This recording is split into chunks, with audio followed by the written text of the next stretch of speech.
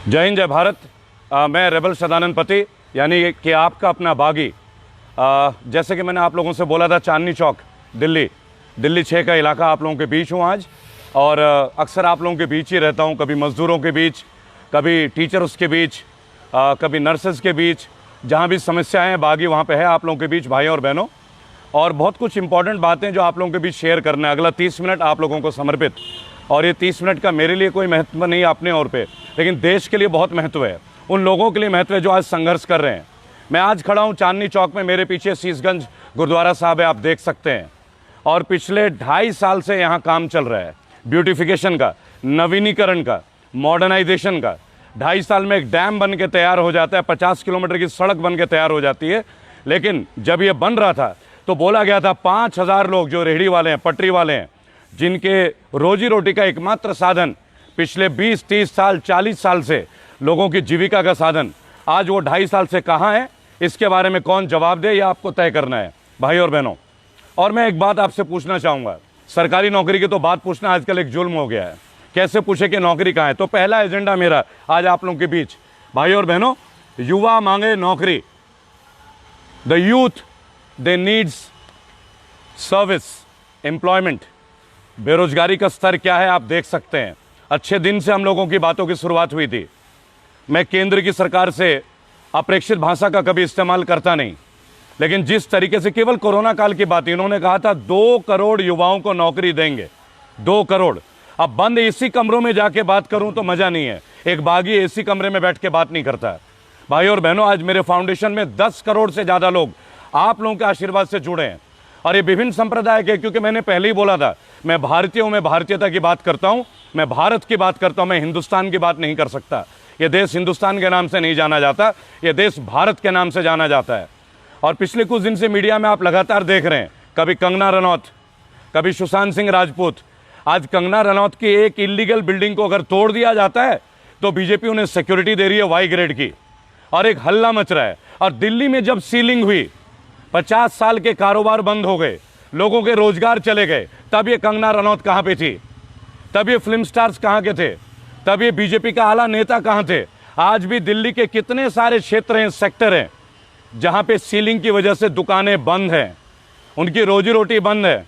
वो कहां जाएंगे कारोबार करने, जो 40 साल से एक जगह पे नियमित तौर पे सुबह और शाम कारोबार करते थे। भाई और बहनों, पिछले कुछ दिन पहले मैंने सफाई कर्मचारियों का आंदोलन शुरू किया था ग्रेटर नोएडा गौतम बुद्ध विश्वविद्यालय में।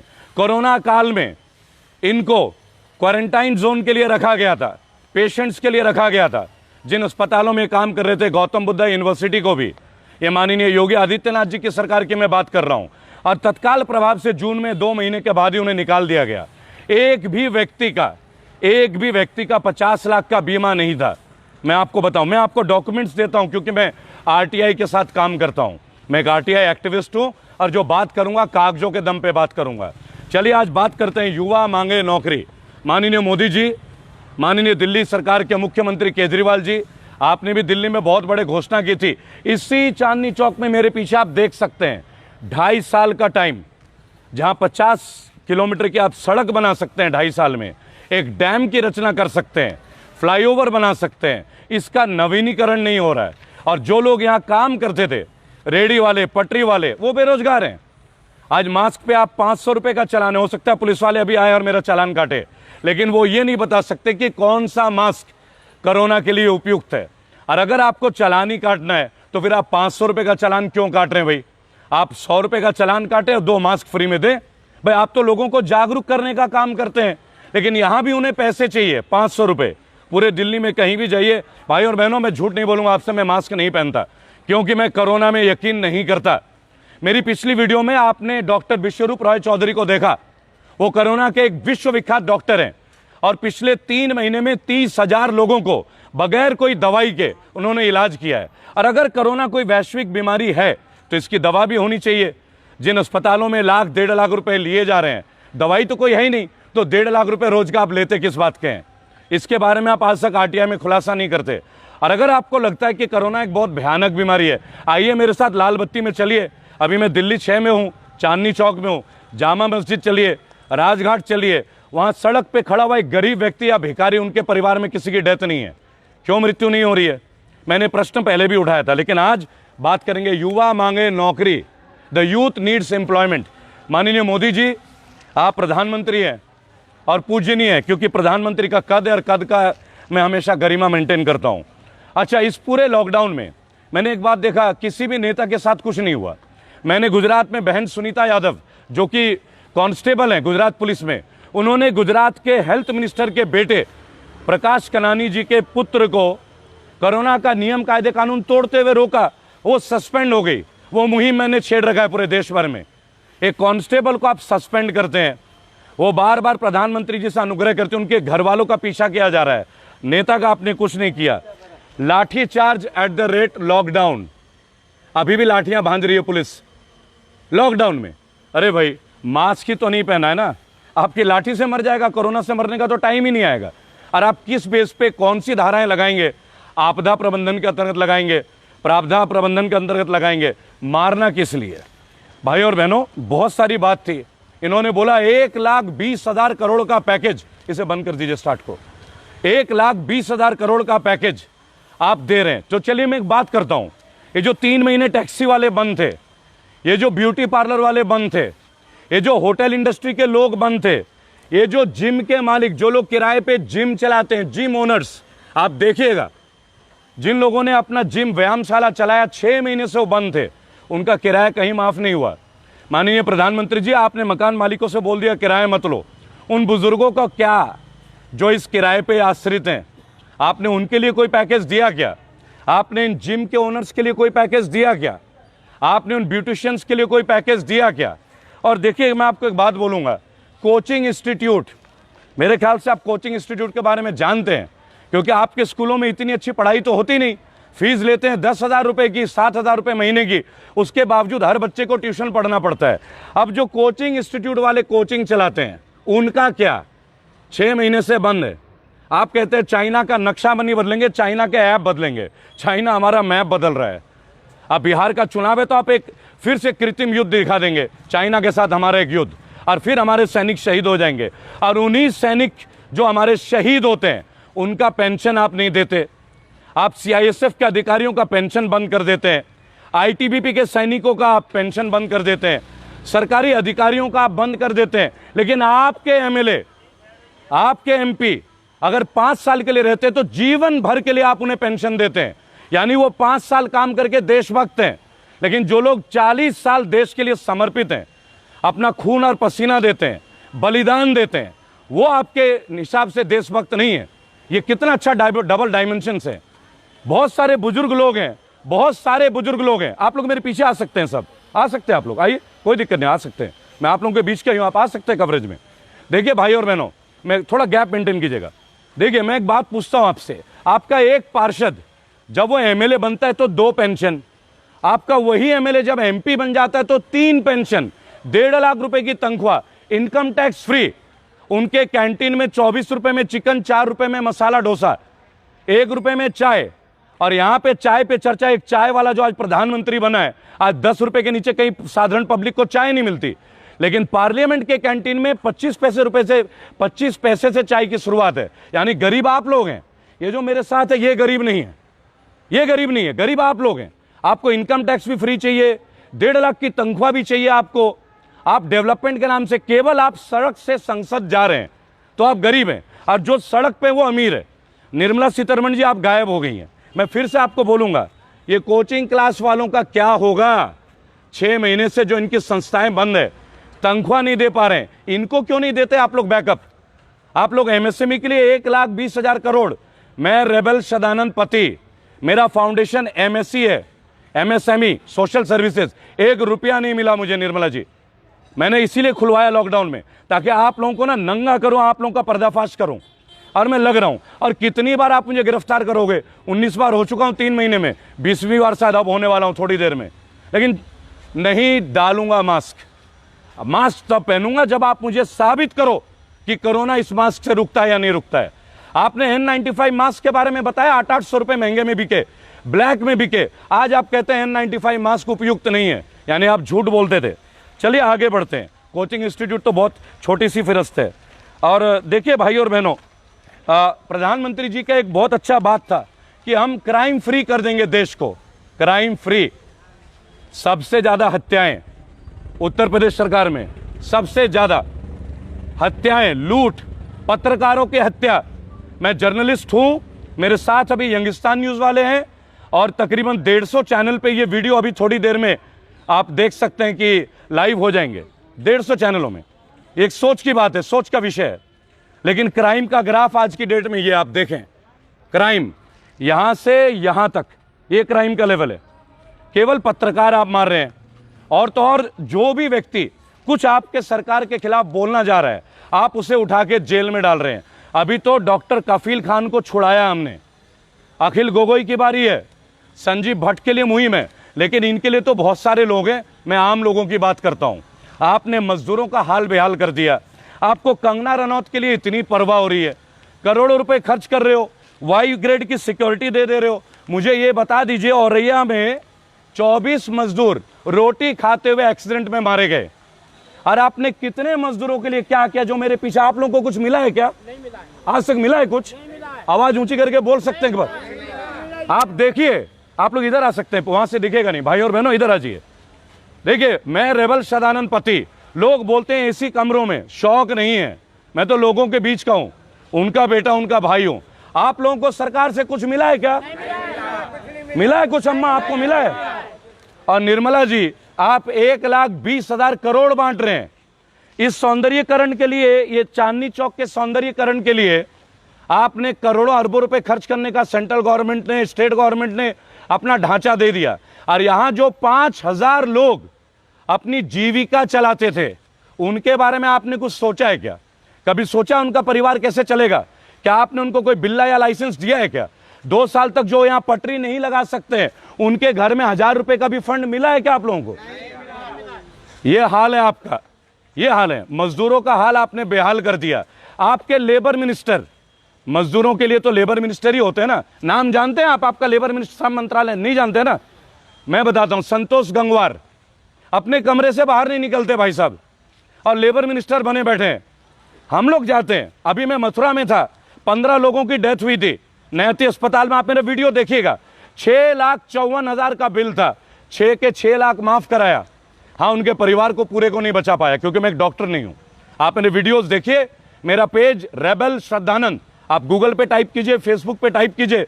भाई और बहनों, मेरा व्हाट्सएप नंबर 8800092747, ये मेरा व्हाट्सएप नंबर है, 8800092747। कम से कम 17 से 18,000 SMS एक घंटे में आते हैं। मेरी लीगल टीम उनके पास जाती है, हम लोगों में होता है। आज मैं आपके बीच चांदनी चौक हूं, कल मैं खुर्जा में रहूंगा, वहां कुछ अत्याचार है, वहां उठ के आपसे बात करूंगा।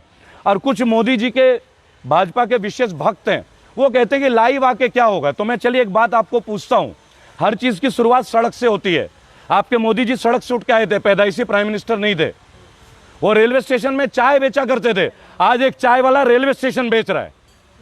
आज एक चाय वाला रेलवे स्टेशन बेच रहा है, सरकारी नौकरी बेच रहा है। भाई और बहनों, मैंने उस दिन एक बात आपसे शेयर किया था, अगर आपको याद हो तो ठीक है, नहीं हो तो मैं आपको याद दिला दूंगा। अभी याद दिला दूंगा। एक देखिए, एक स्टैटिस्टिक ग्राफ था, ग्राफ, जिस ग्राफ में ये बोला गया है कि कौन सी प्रधानमंत्री के काल में कितने कंपनी बिके हैं। तो आपको बता दूं, सबसे ज्यादा सरकारी कंपनी, मैं यहां कांग्रेस के लिए नहीं बोलता, पहले बता दूं, क्योंकि मैंने जीवन में 2 ही बार वोट दिए हैं, एक 2014, एक बार 2019।